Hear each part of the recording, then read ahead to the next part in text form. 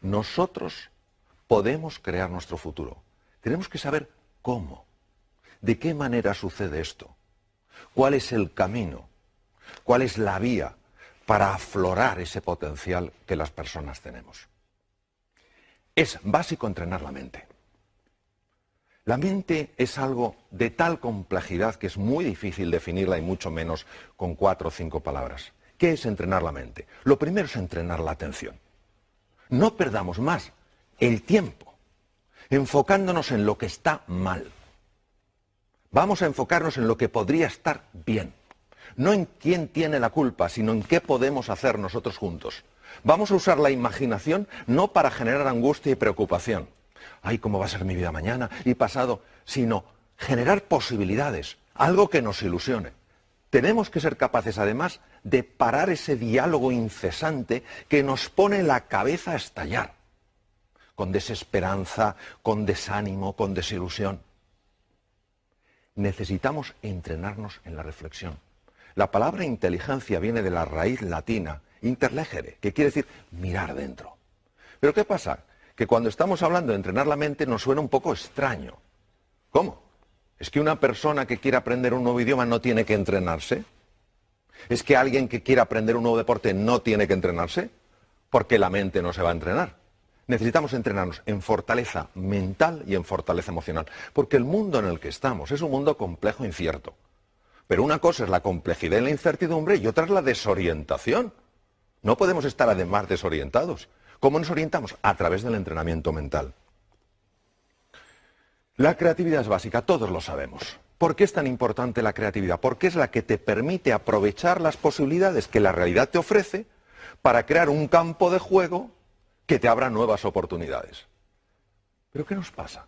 Nos pasa que cuando pensamos en la creatividad pensamos que para ser creativo hay que haber pasado por la universidad, hay que tener 27 másters, etc. Eso no es verdad. La creatividad es consustancial con el ser humano, está en cada uno de nosotros. No hay un solo ser humano que no sea creativo. Lo que pasa es que muchos que sí creen que no son creativos. Y entonces no crean nada novedoso porque ellos no creen que en su interior hay ese potencial. La clave para la creatividad es la pasión. Tenemos que encontrar esa palanca emocional, ese motivo, esa ilusión que nos levante por la mañana con hambre de hacer algo nuevo, de encontrar la relación entre cosas que aparentemente no están relacionadas. Por eso el estado de ánimo es clave, que creamos en nosotros y nuestro potencial. Hay que buscar los recursos emocionales. A ver, si somos honestos con nosotros mismos y empezamos a pensar con calado y con hondura, ¿por qué no hemos conseguido ciertas cosas en la vida? Nos daremos cuenta que la mayor parte de las veces no ha sido por falta de conocimientos o falta de erudición, sino porque nos ha faltado pasión, o nos ha faltado compromiso, o nos ha faltado determinación, o nos ha faltado autoconfianza. ¿Qué es buscar esos recursos emocionales? Es en ese abanico de colores, irte a tu pasado y decir, vamos a ver, ¿cuándo en mi vida he tenido realmente coraje? Y seguro que encuentras un momento en tu vida en el que hayas sido valiente y audaz. Tienes que traerlo ahora, tienes que recordar quién eres, porque se nos olvida la grandeza que hay en nuestro interior. Inventar el futuro. La forma en la que creamos nuevas realidades es absurda. Consultamos al pasado y le decimos, pasado, yo he podido hacer esto, y el pasado dice, no, pues entonces no podré. ¿Pero qué es eso? ¿Pero qué es eso? ¿Cómo va el pasado a determinar nuestro futuro? Es al revés, ¿cómo hay que hacerlo? Hay que crear esa idea que nos apasione, que nos ilusione, que tire de nosotros y a partir del futuro empezar a construir hacia el presente. Para llegar allí, ¿qué tengo que hacer primero? Pues tengo que hacer esto. Y para hacer esto, ¿qué tengo que hacer? Esto, pum, pum, pum. Es que es radicalmente distinto, pero lo hacemos al revés. ¿Vamos del pasado al futuro? No, señor. El pasado no tiene por qué predecir tu futuro. Para nada. Está muy bien que te informe, por supuesto, pero que no te determine. Emociones aflictivas. ¿Qué es una emoción aflictiva? Una emoción aflictiva es aquella que no te da nada valioso. Por ejemplo, si yo me encuentro con un tigre, es lógico que sienta miedo, y es muy bueno que sienta miedo porque eso me da opciones de supervivencia. Pero si yo estoy en este estudio contigo, en un entorno agradable y acogedor, y tengo miedo, eso me paraliza, no me da nada. Estamos paralizados por la desesperanza, por la ira, por el miedo. No tiene ningún sentido. Es fundamental que empecemos a comprender un poco mejor cómo gestionar estas emociones aflictivas. Y para eso hay que entender que hay tres estructuras que, si me permites, las voy a enseñar. Una de ellas es la amígdala, viene del griego almendra, está situada aquí en los polos anteriores del lóbulo temporal. Otra es el hipotálamo, que está aquí, y otra es lo que se llama la sustancia gris periacueductal, que está justo aquí, alrededor del acueducto de Silvio. ¿Por qué es importante conocer estas emociones aflictivas? Porque nosotros tenemos sobre todo tres grandes lastres que nos dificultan llegar a ese futuro ilusionante. Primero, la ignorancia. Si yo no soy consciente de mi talento y mi potencial, ¿cómo me voy a atrever? Número dos, la pereza. ¡Ay, la pereza! ¿Cuántas veces el camino correcto no es el camino fácil? Pero el tercero es el miedo, una de las emociones aflictivas más potentes. Entonces, ¿qué podemos hacer para gestionar el miedo? Yo, de todas las cosas que he visto en mi larga trayectoria como cirujano y en muchos temas en los que he estado metido, al final me doy cuenta de una cosa. El miedo, cuando te engancha, hay que gestionarlo por vía física, utilizando técnicas físicas. Técnicas respiratorias, gestionando el diafragma porque es el que te cambia la química hormonal, cambiando el foco de tu atención, utilizando colores. ¿Por qué colores? Pues no lo sabemos, esto lo descubrieron científicos orientales hace miles de años. Los colores tienen un impacto tremendo en el hemisferio derecho del cerebro, que es el que gestiona estas cosas. Nosotros sabemos que al imaginar un color azul llevado a ciertas partes del cuerpo, sabemos que automáticamente empieza a cambiar esa emoción aflictiva. ¿Por qué? Bueno, porque cambia la química, las imágenes generan emociones, las emociones están asociadas a procesos químicos. Entonces, es fundamental que sepamos que el miedo se puede gestionar, por lo menos, para que no nos paralice cuando es una emoción aflictiva. Bueno, luego hay una cosa que es que creo que la tenemos que recuperar. Nos hemos pensado que los éxitos suceden solos. Se ha perdido la cultura del esfuerzo, la cultura del trabajo. A ver, yo a veces me quedo impresionado cuando dicen, aprenda usted inglés en 3 meses, mientras duerme y, por supuesto, sin esfuerzo. Pero ¿cómo se va a creer uno eso? Pero nos gusta tanto la fórmula, la receta mágica. Lo quiero, es mío. Pues no funciona. Probablemente el inventor más prolífico que existió nunca, Thomas Alva Edison, dijo, el genio es 1% inspiración y 99% trabajo, transpiración, sudar. Entonces, ¿qué quiere decir? Esto es como una goma. Hay que dejar que se tense. Es el momento en el que nos cuesta las cosas y tenemos que seguir. No tiremos la toalla. Cuando aguantamos la tensión y estamos incómodos, y es normal que estemos incómodos, el cerebro automáticamente tiene que resolver ese dolor. Porque su misión es evitar el dolor. ¿Cómo lo resuelve? Abre la ventana de la inteligencia y de la creatividad. Y por eso todos sabemos que cuando hemos aguantado de verdad, de repente, no sabemos cómo, hemos encontrado una ventana, un espacio. Anda, ¿cómo no lo había visto antes? Porque hay que esforzarse buscando y trabajando. Por eso la determinación, la persistencia, la paciencia son valores tan grandes. Entonces ahora no podemos decir, no, esto sucede solo. No es verdad. No es verdad. El ser humano necesita esforzarse por aquello que vale la pena en su vida. ¿La V de qué? De valores. A ver, creo, desde mi pequeña perspectiva, que necesitamos urgentemente recuperar los valores.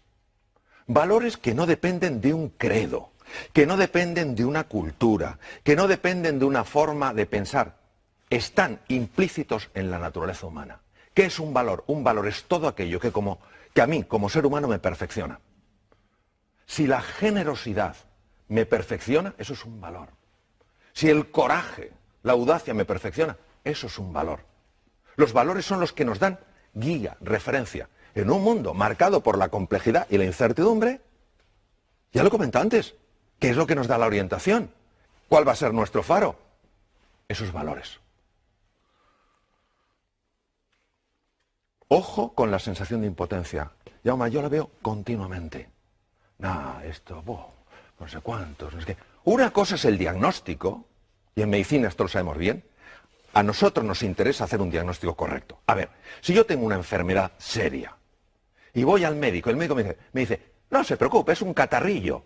Yo digo, qué médico más simpático, pero no me ha ayudado a nada. Yo prefiero que me diga, mire, tiene usted una neumonía, es un diagnóstico más duro que un catarro, pero porque hacemos el diagnóstico correcto le podemos curar. Bien, el diagnóstico actual es un diagnóstico serio. La situación actual del mundo es seria y es compleja. No lo podemos negar, no podemos ser como el avestruz, aunque eso no lo hacen las avestruces, lo de hacer un agujero, no hay un avestruz así de tonta en toda África, vamos, que meta la cabeza bajo tierra, ni de broma. Pero claro, de acuerdo, tenemos un diagnóstico. Luego hay un pronóstico. ¿Qué es el pronóstico? El pronóstico es lo que los expertos dicen sobre eso. El médico te puede decir como experto, tiene usted una neumonía, con el antibiótico adecuado, los antibióticos adecuados, pues en una semana usted se cura. Eso es el pronóstico. Y otra cosa es el veredicto. El veredicto no lo puede dar nadie. ¿Por qué? Porque entre el diagnóstico y el pronóstico y el veredicto hay un espacio enorme. ¿Cuál? El uso de mi libertad y mi potencialidad como ser humano. Todavía me acuerdo de una persona en el Memorial de Nueva York, unos mejores hospitales del mundo, unos 2 mejores, tenía un carcinoma pulmonar en variedad muy severa y muy avanzada. Le dijeron, tiene usted 3 meses de vida. Diagnóstico era correcto, carcinoma pulmonar en un estadio muy avanzado. Pronóstico, desde el punto de vista estadístico, usted tiene 3 meses de vida, pero se lo dijeron como un veredicto, usted tiene 3 meses de vida. Y este señor dijo, lo siento. Compro su diagnóstico, compro su pronóstico, pero no su veredicto. Tengo demasiadas cosas que hacer. Vivió 3 años. Entonces, esto no es sencillamente un caso extraño. ¿Qué es lo que nos perdemos? Nos perdemos lo que puede emerger del ser humano cuando ese ser humano dice, ahora yo, ahora me toca a mí.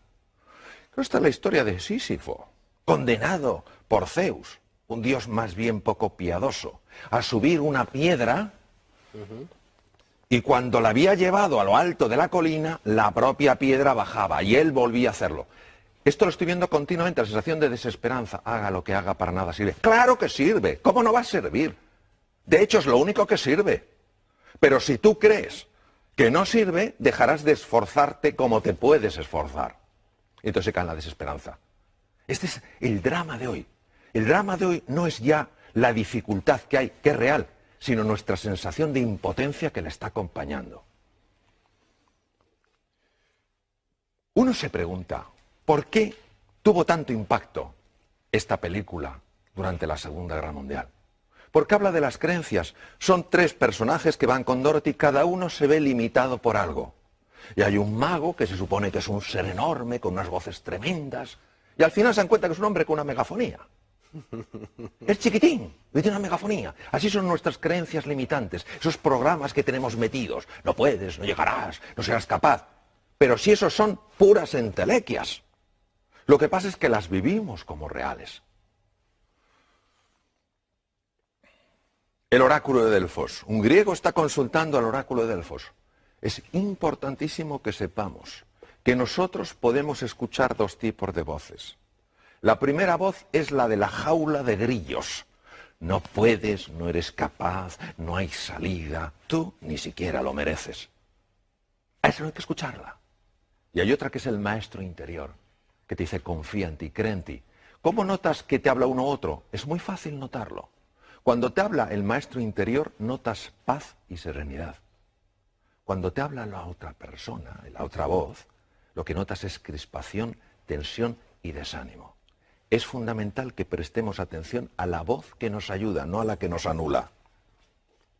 Bueno, esto a mí como médico me impacta profundamente. La actitud, ¿qué es la actitud? La actitud es cómo me posiciono yo frente a una realidad. Está más que demostrado médicamente que la actitud de una persona frente a una enfermedad afecta a todos estos niveles. Los linfocitos, ¿qué son linfocitos? Células que atacan bacterias, virus, tumores. Células fagocíticas, los fagocitos, lo mismo, los engloban de otra manera. Macrófagos, son el servicio de limpieza del organismo. Se ingieren, destruyen todos esos detritus para que no se infecten. Anticuerpos, fibroblastos, generadores de la cicatriz. Todo esto es afectado por la actitud. Y uno dirá, ¿pero cómo es posible? Porque la actitud afecta mis emociones. Mis emociones son procesos químicos. Y todas estas células que vemos en la pantalla tienen receptores para esas moléculas. Claro, no es lo mismo que a un linfocito que tiene que pelear con una bacteria se le pegue la molécula del entusiasmo que la del desánimo. Porque imagínate un linfocito acercándose a una bacteria con la molécula del desánimo y el propio linfocito, claro, en el lenguaje linfocítico, diciendo, oh, yo con esta bacteria no tengo nada que hacer, yo me voy.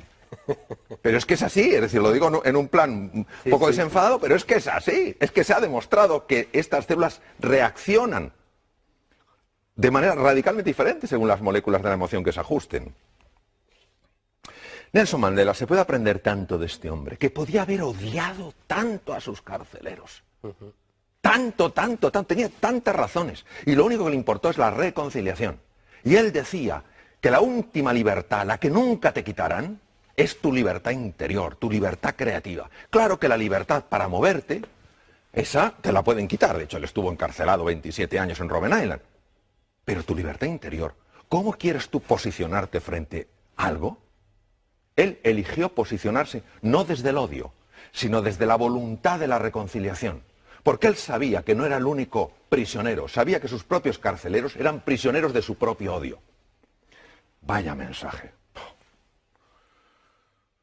Hombre o máquina, no podemos estar esclavizados por programas mentales.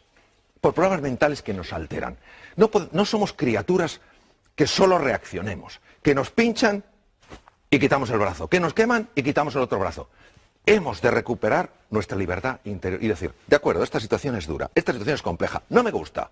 Yo, si hubiera podido, no la hubiera elegido, pero me ha tocado.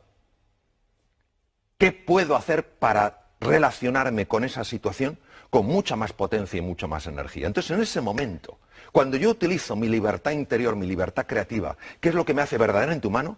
Salgo de la dimensión de máquina. Ya no reacciono, ya no soy alguien que dependa exclusivamente de las circunstancias. Soy influido por las circunstancias, pero no soy determinado por ellas. Bueno, esto de llegar a las reuniones. A ver, ¿cuántos problemas tenemos hoy? Muchos. Pero si la energía para resolver problemas, esa es una energía que nos debilita. Lo que hay que decir es, señores, ¿qué desafíos tenemos hoy sobre la mesa? Se ha visto, cambiando palabras, problemas por desafíos, cómo la sangre cambia, porque cambian las hormonas, cambian las moléculas de las emociones. Entonces, vamos a dejar de hablar tanto de lo que está mal y vamos a hablar un poquito más de qué está pidiendo de nosotros la vida. Pues la vida lo que está pidiendo es que demos la talla que por naturaleza tenemos. Voy a terminar con 3 animales. Los 3 para mí tienen un mensaje. Adoro la naturaleza. Adoro la naturaleza. El águila tiene visión. Visión de alcance. No nos podemos quedar con la superficie, hay que ir más allá. No podemos tener una visión superficial, tenemos que ir con más profundidad. No podemos tener una visión estrecha, tenemos que ver una visión más ancha. Es un mundo ya todo conectado. La ley de sistemas está presente. Claro, esto llama a ese entrenamiento de la mirada, a mirar las cosas de una manera desacostumbrada. Segundo, el león. ¿Por qué el león duerme 2/3 partes del día? Uno dirá, porque tiene mucho sueño. No digo que no, pero porque confía en él, porque confía en la vida, porque confía en los demás. Es la confianza. Y el tercero es el actuar estratégicamente. A ver, todo esto, si solo se queda en un revulsivo emocional, en algo que me ilusiona, en algo que me entusiasma, pero no cojo yo y digo, y ahora me toca mirar el primer paso, no sirve para nada. Entonces, la actuación estratégica, es decir, bueno, quiero llegar aquí, ¿qué 4, 5, 6 cosas puedo poner en marcha simultáneamente para encaminarme?